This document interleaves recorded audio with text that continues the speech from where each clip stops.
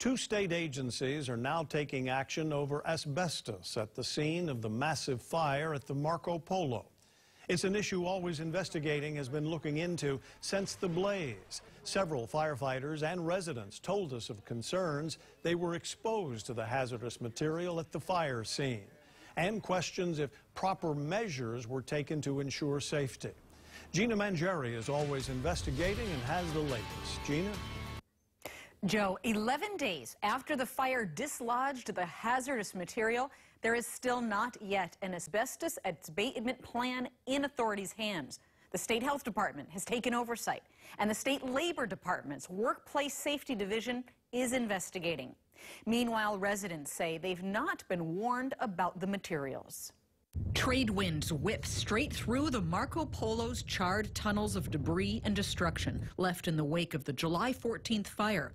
Overflowing dumpsters of waste from smoke and water-soaked floors sit open by the sidewalk. This building contains asbestos, potentially dangerous and deadly when dislodged and frayed. The units that were heavily affected by a lot of debris and everything like that, I didn't see any of the fire inspectors or people wearing masks at all.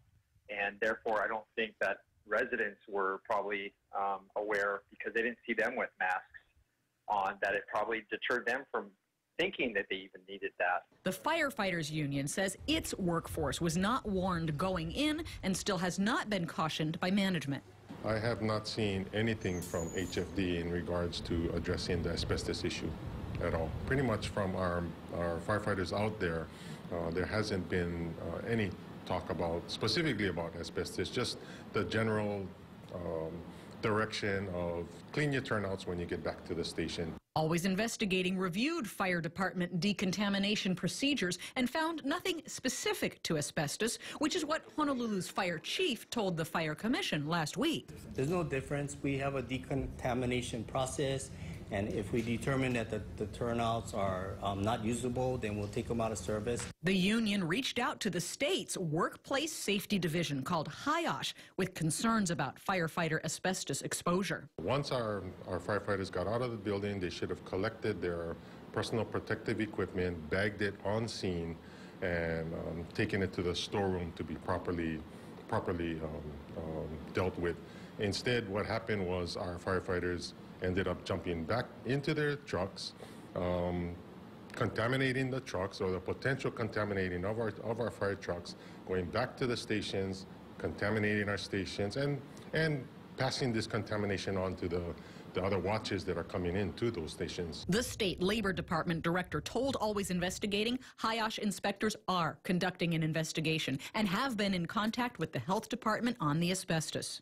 Always Investigating asked the State Health Department, which regulates asbestos, what they did and when. They told me that 3 days after the fire, the department began working with the building association, consultant, and contractor to ensure the proper identification and handling of asbestos in an expedited manner.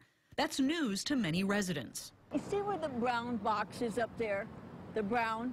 That's me, right next door to the left. When you went in last week, did anybody warn you to take any kind of precautions for asbestos? No, no. Does that concern you now that you know there are state investigations into it?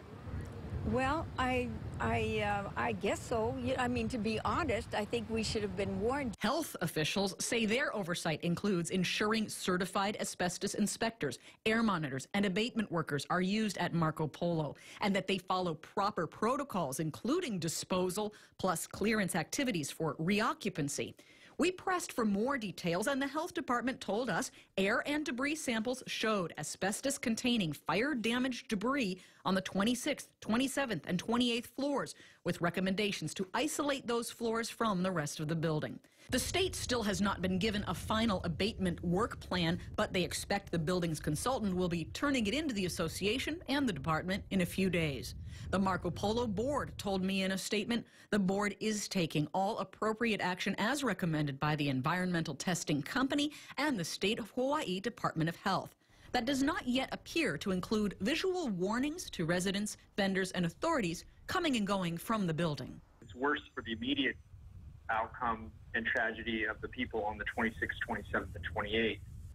but the people on the lower floors are going to be on the flooded floors, and those around are affected by, you know, the debris and whatever else might like that. They may even think that they don't need protection. We asked the Honolulu Fire Department what precautions HFD personnel are taking at the scene and back at the stations at this time, and if any additional health notices, screenings, or services are being provided to firefighters who worked the fire. HFD told me they continue to use appropriate protective equipment. They did not provide more specifics other than to say they are following established protocols and procedures. Gina Mangieri, KHON 2 News.